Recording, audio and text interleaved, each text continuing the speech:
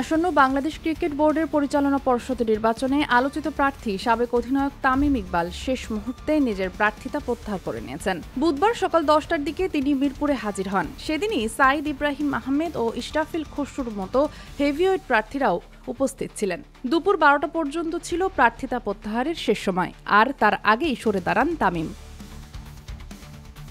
সকালে প্রয়োজনীয় কাগজপত্র হাতে বিসিবি অফিসে যান তিনি। যাচাই বাছাই শেষে তার মনোনয়ন বৈধ হলেও শেষ পর্যন্ত স্বেচ্ছায় প্রার্থিতা প্রত্যাহার করে নেন। জানা গেছে, কিছু ক্লাবকে বিসিবির কাউন্সিলরশিপ না দেওয়ায় ক্ষুব্ধ ছিলেন তামিম, আর সেটি তার সিদ্ধান্তের অন্যতম কারণ। খেলোয়াড়ি জীবন শেষ করার পর ক্রিকেট প্রশাসনে যুক্ত হয়ে অবদান রাখতে চেয়েছিলেন দেশের অন্যতম সফল এই ওপেনার।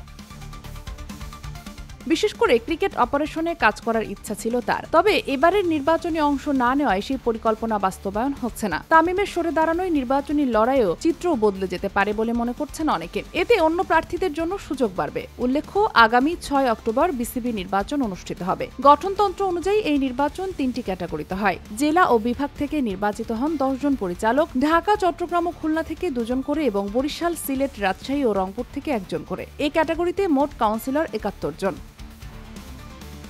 ক্লাব ক্যাটাগরি থেকে নির্বাচিত হবেন 12 জন পরিচালক, যাদের নির্বাচন করবেন 76 জন কাউন্সিলর। আর বিশ্ববিদ্যালয় ও বিভিন্ন সংস্থা নিয়ে গঠিত ক্যাটাগরিতে 45 জন কাউন্সিলের ভোটে 1 জন পরিচালক নির্বাচিত হবেন। পরবর্তীতে নির্বাচিত 25 পরিচালক মিলেই ঠিক করবেন বিসিবির পরবর্তী সভাপতি কে হবেন। Sheikh Masuma, daily hour, Bangladesh.